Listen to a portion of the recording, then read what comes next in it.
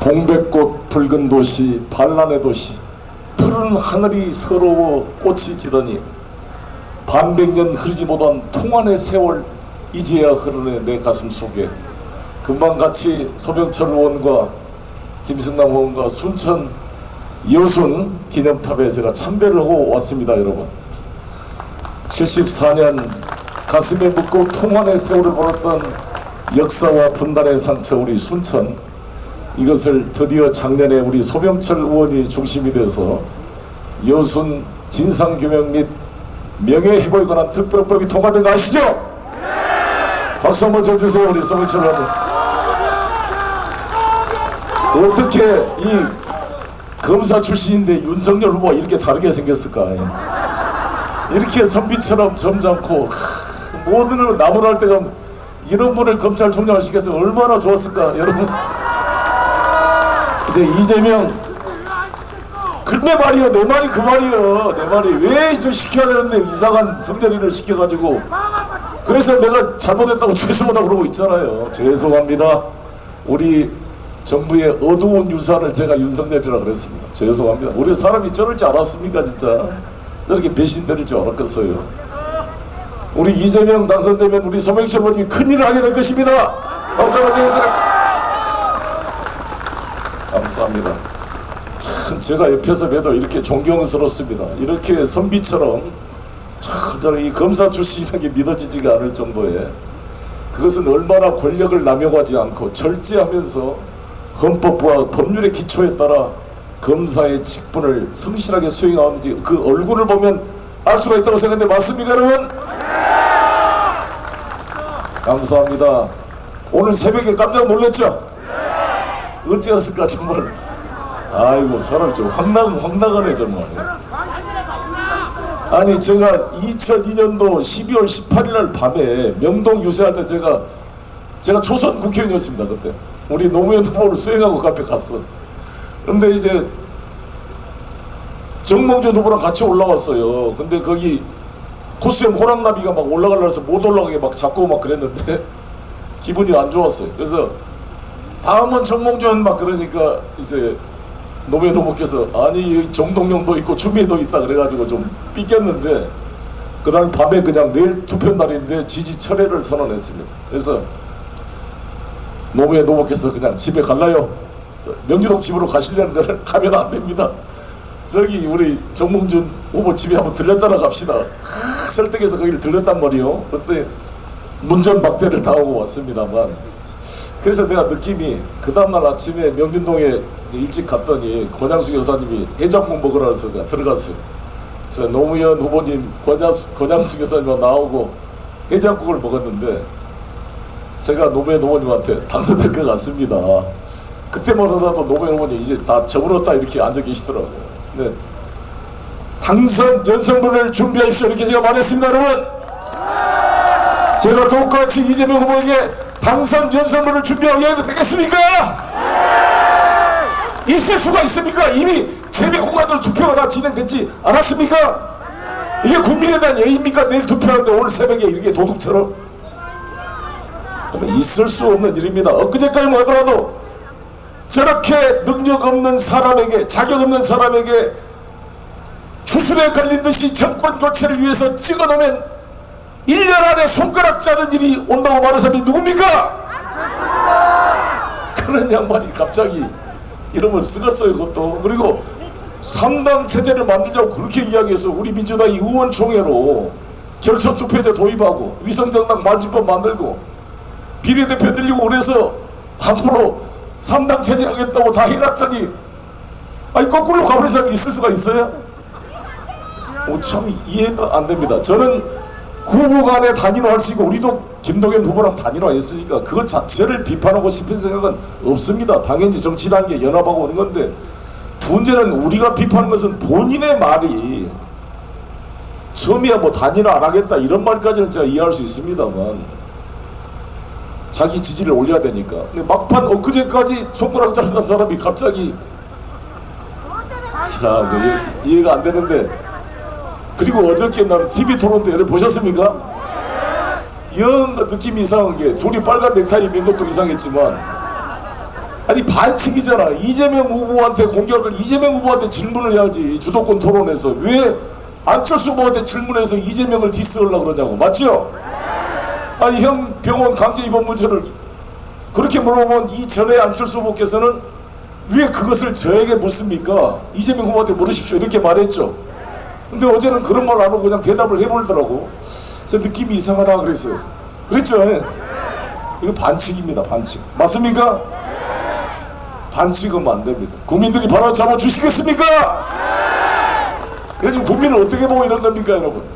내일 모두 투표할 수 있겠죠? 사표합시다. 사전투표합시다 여러분. 고맙습니다. 1592년 4월 13일 일본군 15만 대군이 동래성에 도착했습니다. 전명가도 명나라를 치러 갈 테니까 길을 비켜달라 그랬습니다. 당시 독립의사 송상현 프랑카드를 걸었습니다. 전사이 가도 난 싸워서 죽기는 쉬우나 길을 빌려주기는 어렵다라는 말입니다. 그 독립의사 송상현이 여산속시 제 할아버지입니다 여러분. 이렇게 목숨을 걸고 싸웠지만 선조는 비겁하게 왜군이 나타나기 전에 한양을 버리고 도망가 버렸습니다. 그렇게 왕과 신하들은 한양을 버리고 도망갔지만 우리 백성들은 일어나서 싸웠습니다. 일본군이 예상하지 못하는 게 의병입니다. 의병 아시죠? 일본에는 의병이라는 존재가 없어요. 일본 역사에는 그냥 장수와 죽음 다 굴복하는 겁니다.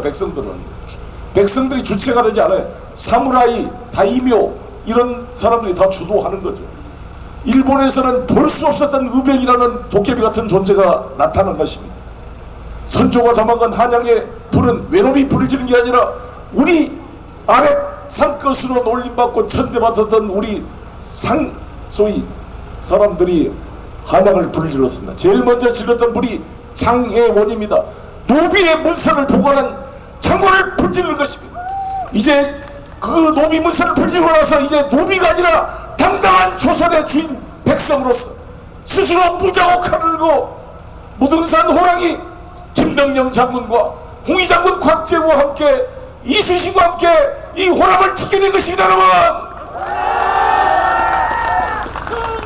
정치꾼들이 자신의 이에 따라 국민을 버리고 떠나갈 때 우리는 은행이 되어서 민주공화국 대한민국을 지켜야 하지 않겠습니까?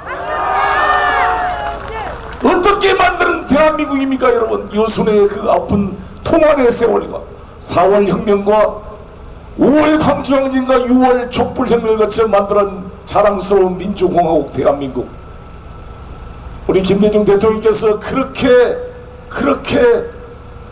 빨갱이로 몰려 사형성 3번 죽을 고비를 넘겨 드디어 정권교체에 성공했을 때 우리 모두가 눈물을 흘렸습니다. 대한민국은 민주공화국이고 주권은 국민에 있고 모든 권력은 국민에게서 나온다는 이 헌법 조문이 장식적 조문이 아니라 살아있는 헌법 조문으로 변화시킨 위대한 김대중의 평화적 정권 교체를 통해 대한민국은 다시 살아났고 87년 6월 항저로 만들어진 이 헌법 체제하에서 지금 새롭게 민주공화국이 발전하고 있습니다. 대한민국은 이제 세계 최고의 민주주의 국가가 되었고 아시아 최고의 언론 자유를 구사한 나라, 그리고 2차 대전 이후 해방된 나라 중에 유일하게 개발도상국에서 선진국으로 승진한 나라가 되었습니다. 맞습니까? 세계 10대 경제대국, 8대 무역대국, 6대 군사대국이 됐습니다. 맞습니까? 윤석열 후보가 우크라이나 사태를 보고 이야기를 합니다. 조선일보가 항상 윤석열 대변을 합니다. 힘에 기초한 평화, 북한에 끌려다니는 평화가 아니라 힘에 기초한 평화를 말하고 있죠. 아시죠? 저도 100% 동의합니다. 그래서 우리는 힘을 키웠습니다. 선조는 이율곡의 10만 양면을 거부하고 당파 싸움하다가 외놈들을 막지 못했지만 김대중 노무현 문재인 정권은 지속적으로 이명박 박근혜 정권보다 국방비 지출을 늘리고 군사 강국을 만들기 위해서 노력해왔습니다. 신의 방패라고 불리는 이지삼이 이미 세대가 만들어졌고 조기경보 통제기, 조기경보기, 공중구비기가 다 만들어졌으며 현무 1, 2, 3, 4 미사일이 발전돼서 우리가 핵은 없을 뿐이지만 훨씬 북한보다 뛰어난 미사일 능력을 보유하게 되었고 1800km 사거리에 잠수함에서 바닷속에 발사되는 이 잠수함 발사 미사일 SLBM을 세계 7번째로 성공한 나라가 되었으며 KF-21 한국형 4세대 전투기 시제기를 완성시켰고 F-35 5세대 스텔스 전투기 40대를 도입했고 작년에는 야당의 반대에도 불구하고 김승남, 소명철 의원과 함께 경항공모함 예산을 민주당이 통과시켰습니다. 여러분, 세계 6대 군사 강국으로 아무도 넘볼 수 없는 이 대한민국을 만들어 왔는데 어디 군대도 안 갔다 온 사람이 어디 부동신하고 병양 멘탈 로를 판 사람이 그 국방 가지고 우리 문재인 대통령을 비판할 수가 있겠습니까? 공수특전단 출신의 문재인 대통령을 비판을 하면 최소한 왜 등치가 남아오고 어퍼컷도 날리고 씩씩하게 생긴 사람이 군대 못 간지 밝혀야 되지 않겠습니까? 당구를 500 친다. 당구를 500 쳐. 어떻게 부동신 500을 치냐고. 나는 눈이 이래도 120밖에 못 치는데 비결을 알려주실 것을 요청합니다. 아니 쓰겠냐고. 이게 다른 것도 아니고 뭐 변호사 해석은 누가 뭐라 그러겠어요. 문제는 대통령 자리는 국군 통수권자 아닙니까? 대한민국 60만 우리 아들들에게 전쟁에 나가라고 명령을 내릴 권한을 갖는 막강한 자리에 있는 거 아닙니까? 본인이 석연치 않는 이유로 병역 멘탈 로고를 가진 사람을 국군 통수권자 세우면 되겠습니까? 저도 우리 아들이 군대에서 얼마 전에 제대했는데 저는 이런 생각이 들어요. 저의 꿈은 우리 아들, 딸들이 휴전선에서 경계의 근무를 쓰는 게 아니라 두막강, 압록강에서 경계의 근무를 쓰는 그런 통일 조국을 꿈을 꿉니다. 여러분 맞습니까?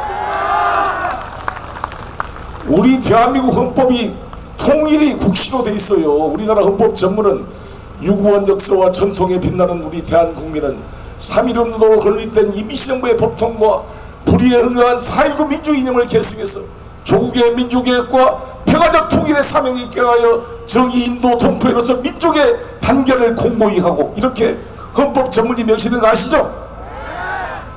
평화적 통일 사명이 헌법 전문에 명시되어 있고 대통령에 당선되면 헌법 제69조에 따라 대통령이 국민 앞에 선서합니다. 나는 대통령으로서 국가를 보위하고 헌법을 준수하며 조국의 평화적 통일과 국민의 복리전진과 전통문화 계승 창달을 위해 노력할 것을 엄숙히 국민 앞에 선서합니다. 이게 대통령이 선서하는 헌법 조문이나 맞습니까?